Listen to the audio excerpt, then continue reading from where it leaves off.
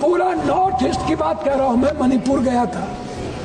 दुनिया में मैंने ऐसा कभी नहीं देखा कि 2 सालों से लगातार 2 समुदाय के बीच गोली चल रही है। तो मणिपुर का झगड़ा पूरे के पूरे ड्रग्स को लेकर के है और इसमें भारत से लेकर के कई सारे पदाधिकारी और कई सारे सामाजिक व्यवस्था के लोग इसमें इन्वॉल्व हैं कि अपने ही सरकार को अपदस्थ करके राष्ट्रपति शासन लागू करके और वहां पुलिस फोर्सेस के द्वारा गोली चलवाना।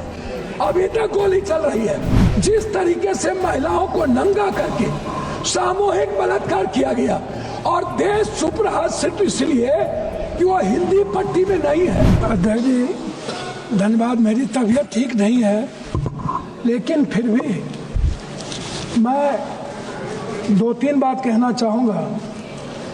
सिर्फ इस बात को लेकर के एक तरफ ट्रंप का आतंक है और दूसरी तरफ हमारा देश संवैधानिक आतंक से जूझ रहा है। मैं आपको थोड़ा सा सिर्फ दलाल स्ट्रीट की ओर ले जाना चाहूँगा। शेयर बाजार के नुकसान 40.80 लाख करोड़ रुपया फरवरी में, जनवरी में 17.93 लाख करोड़, दिसंबर में 4.73 लाख करोड़, नवंबर में 1.97 लाख करोड़, अक्टूबर में 29.73 लाख करोड़। अब 91 लाख करोड़ ये दलाल स्ट्रीट का मामला है। दूसरा है PSU 25 लाख करोड़ रुपया डूबे, जिसमें LIC 3 लाख करोड़, SBI 1.6 लाख करोड़, तीसरा 1.5 लाख करोड़, हल 1 लाख करोड़, उसके बाद NTPC 1 लाख करोड़, फिर तीसरा 1 लाख करोड़। फिर मतलब आप यदि उसको देखिएगा बजट अनुपूरक 24-25 में भारत की वार्षिक मुद्रास्फीति 2025 में 4.31% गिर गई।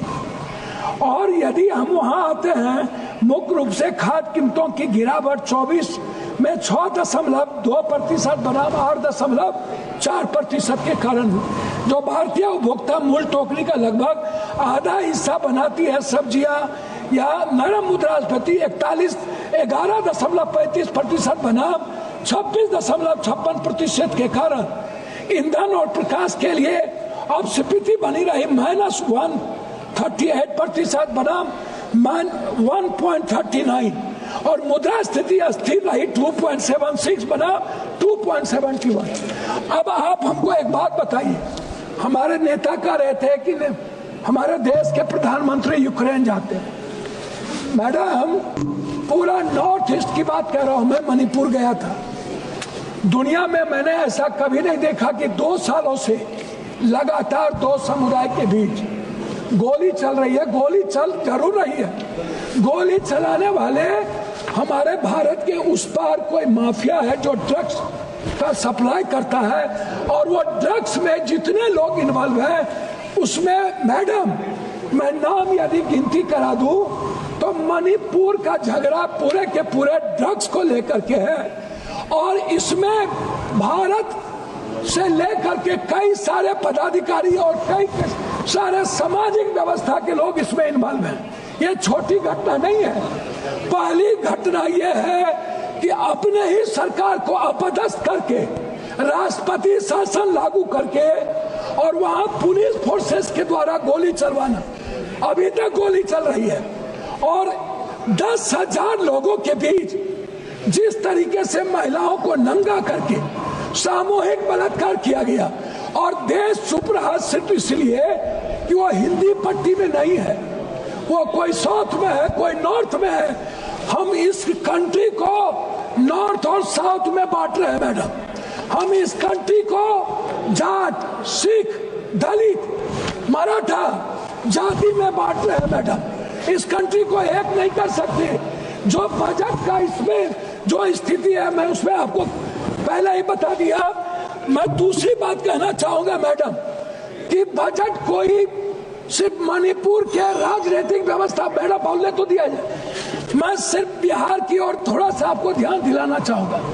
मैं आता हूं इस बजट को बेरोजगारी भत्ता की तरफ 30,000 लगभग मैडम 30 करोड़ लगभग लोग बच्चियां और बेटे बेरोजगार है, अशिक्षित है, उस बेरोजगारी भत्ता पर बजट के लिए इस हिंदुस्तान की सियासत का कोई भी एक भी बजट के लिए कोई प्रावधान नहीं है। दूसरी तरफ मैडम फार्मर्स की बात आती है। मैडम फार्मर कितना है? 1 बीघा से 5 बीघा वाले जमीन वाले मैडम मात्र 3.2% लोग 5 से 10 बीघा है और 10.1% है 1 बीघा से 5 बीघा। उसके बाद टोटल बटेदार है, दैयारी मजदूर है, बंधुआ मजदूर है। ये किनको दे रहे हैं बीमा फसल योजना? फार्मर को आप बटेदार को क्यों नहीं लाते? आप क्यों नहीं लाते बंधुआ मजदूर को? आप क्यों नहीं लाते? मैडम मैं बात कर रहा हूँ, हम आना चाहते हैं रेहरी, मैं आना चाहता हूँ जो रेहरी पट्टी पर बेचता है, उनके लिए इनके पास कोई योजना नहीं है। मैडम दूसरा चीज मैं आना चाहूंगा, जो सबसे बड़ा बोझ इस हिंदुस्तान पर है वो हेल्थ को लेकर और एजुकेशन को लेकर है। मैडम आयुष्मान 5 लाख दे दीजिए, आयुष्मान के लिए कितने लोग उसमें प्रावधान है वो देख लीजिए। मेरा मानना है कि इस सरकार का बजट जो जांच है, जो जांच कंप्लीट लोगों के लिए है, अल्ट्रासाउंड है, सीटी स्कैन है, MRI है, जांच ब्लड जांच है, सैंपल है, आप इस जांच को कोई फ्री नहीं करते। यह जांच सबसे ज्यादा बोझ है इस हिंदुस्तान के मिडिल क्लास पर, गरीब पर, इसको आप बजट में नहीं लाए। दूसरी चीज एजुकेशन में कोचिंग जो है, कोचिंग मैडम खत्म करूंगा, मिडिल क्लास के बच्चों पर सबसे ज्यादा बोझ पड़ता है। आप क्यों नहीं कोचिंग पर प्रावधान करते हैं? क्यों आप बच्चों को उसी कॉलेज में जहां पर आप BA और जहां पर आप टेक्निकल देते हैं वहीं पर आप नौकरी की बात करते हैं? अंत में मैं मैडम आपसे 2 बात कहना चाहूंगा कि बिहार में मैडम हम आपसे एक बात जानना चाहेंगे। किसान की बात करते हैं, यह खाद कहीं पर भी नहीं मिलता है मैडम, कहीं पर भी 200-250 का खाद 450 में, 800 का खाद 1800-1200 में। मैडम मैं आपसे एक आग्रह करना चाहूंगा कि खाद में किसी भी कीमत पर एक प्रावधान लाया जाए और उसको कोऑपरेटिव सिस्टम के तहत मैडम एक व्यवस्था कर रहा हूं, एक व्यवस्था किया जाए।